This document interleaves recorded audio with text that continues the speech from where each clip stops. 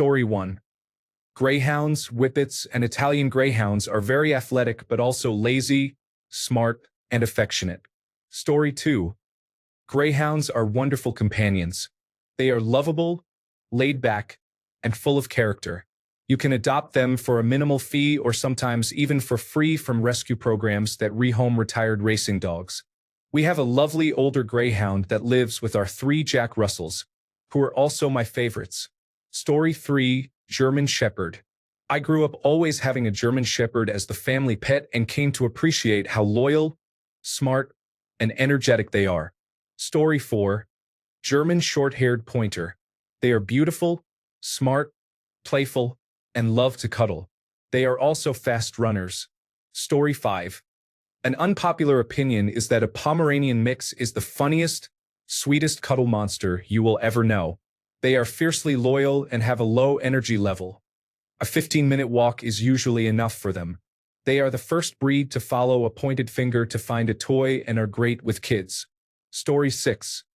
Mutts are great because they have more genetic diversity and usually good temperaments. I appreciate purebred dogs, but my mutts have always been the best. Story 7. Corgi because my Corgi is the best girl. She was easy to train and has an amazing personality and temperament.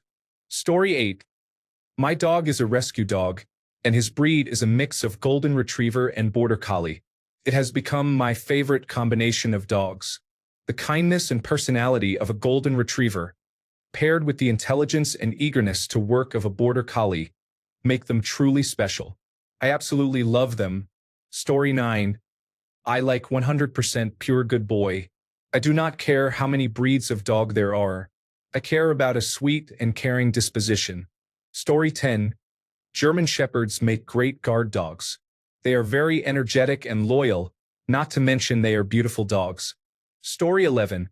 German Shepherds are tough as puppies, but after the 2-year mark, they become the smartest and most loyal dogs you could ask for. Story 12. Bordutchsky and Border Labrador. These are the mixes I decided my dogs are without any actual testing or validity. Story 13. Collie or Border Collie. I grew up with one and love their energy. I think having one would motivate me to get out and do more. French Bulldog. I had one and loved every minute with her. It's hard to pick just one. Story 14. Golden Retriever is like living with a laid-back friend in the best way, with a bit of extra hair floating around. Story 15. I'm more of a cat person myself, but I had a memorable experience with a dog. When I was about 4 or 5 years old, my grandparents had to put down the Labrador that was my dad's pet when he was a teenager. Eventually, they got a puppy Rottweiler and let me name her. I was really into The Simpsons, so I suggested Maggie. This gorgeous dog grew quickly, and we adored each other. At the time, my grandparents rented a coach house, and the landlord was also my grandfather's boss. One day, while my grandparents were barbecuing, the landlord gave Maggie a steak. She loved it, and in the meantime he started tussling my hair. I thought nothing of it, but she perceived a threat and bit his hand. It was no one's fault, but a line had to be drawn. The landlord didn't want the dog to be put down, so my grandfather sent her to live with his brother. Unfortunately, that man exploited her for financial gain, forcing her to have puppies. A few years later, I saw her again, and she was miserable, but she remembered me. I hugged Maggie tightly and didn't want to let go. My mom had to pry me off this laboring mother. I missed that dog tremendously. She was so much more than a bite or a breeding dog. She was a source of affection and an exploration partner. She was playful and full of life, yet she was never granted the opportunity to explore the world on her own terms. Story 16. German Shepherds are intelligent and strong. If they are good enough for the police, then they are good enough for me. Story 17. Chihuahuas. I never liked small dogs until I actually had small dogs. The ones I had weren't aggressive with strangers and could be affectionate. They fought with each other but were also protective of each other. I have relocated and had to rehome them, unfortunately. I wish I had a house with a yard and enough time for them, but my current living situation doesn't allow pets. They are with someone who loves Chihuahuas as much as I do, if not more. I wouldn't allow dogs on my bed due to allergies, but they would. I miss them, but it would be selfish not to provide them with the living space they need. Story 18. A few years ago, I would have said Pomeranians, but then I discovered the joy of owning Chihuahuas. I used to assume Chihuahuas were awful. Turns out people are just bad dog owners. Now, Chihuahuas are my favorite breed. They are incredibly smart, playful, brave, loving, affectionate, and loyal.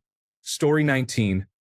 I adore all dogs, but my personal preference is any mixed breed free of predominantly pit bull influence. They are healthy and unique. Story 20. Vizslas are a great balance of traits and builds, while also not being too demanding. They are truly a versatile breed. Story 21. I owned an Australian Shepherd, a German Shepherd, and a Poodle.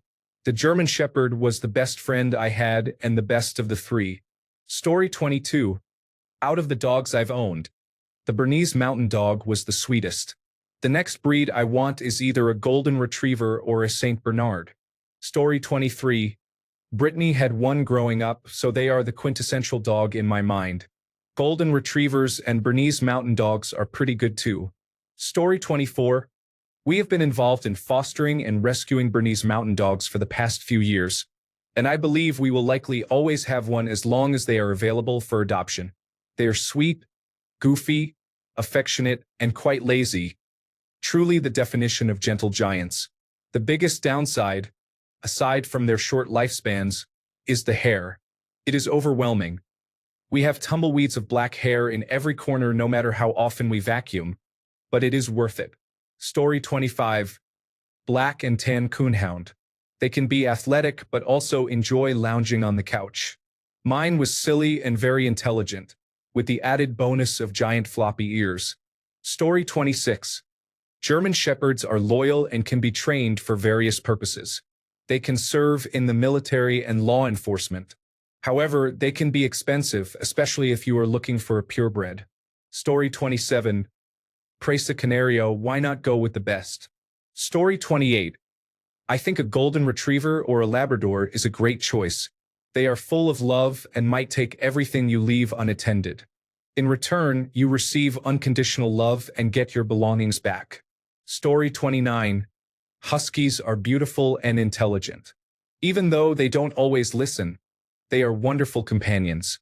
My previous and current male dogs are both amazing, but they definitely aren't for everyone. Story 30. Rottweiler.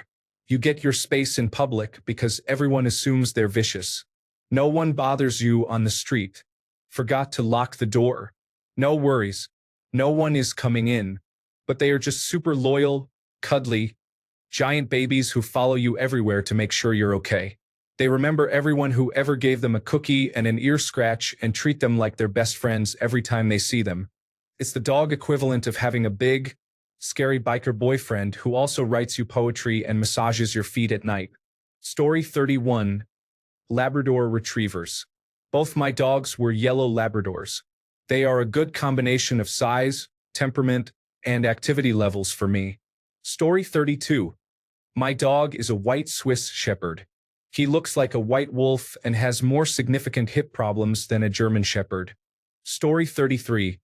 I completely understand that this may be an unpopular opinion, but I adopted my pug from a shelter, and he has the best personality of any dog I've had or fostered. I wish breeders focused on maintaining the friendly, companion-based personality of pugs while also improving their health issues. As long as there are pugs available for adoption in shelters, I will continue to advocate for them. Boston Terriers and Boxers are close seconds. I fostered for a few Boston Terrier rescue groups, and I love that they are big dogs in small packages, with great personalities and hardy natures. Boxers are just a larger, goofier version of that. All dogs are wonderful, but I have a special love for those with strong companion traits. Story 34. American Pit Bull mixes are the most common shelter dogs here. They are usually gentle and loyal, and they are also very fun and affectionate. Story 35. I am deciding between miniature dachshunds and Yorkshire Terriers. I currently have one of each and have owned 2 other Yorkshire Terriers and 4 other dachshunds in the last 30 years. Story 36. I had a Vizsla growing up, and he was such a great dog. I'm not much of a dog person as an adult, but I think Vizslas are beautiful and they remind me of Finn, my childhood dog. Story 37. I love bully breeds, particularly boxers and pit bulls. My dog growing up was a mix, and I had a little puppy for a while that was a pit bull. They were amazing dogs. I also think Rottweilers are very beautiful. Story 38. Dobermans. I love their symmetry. They are loyal, smart, quirky, energetic, and large goofballs.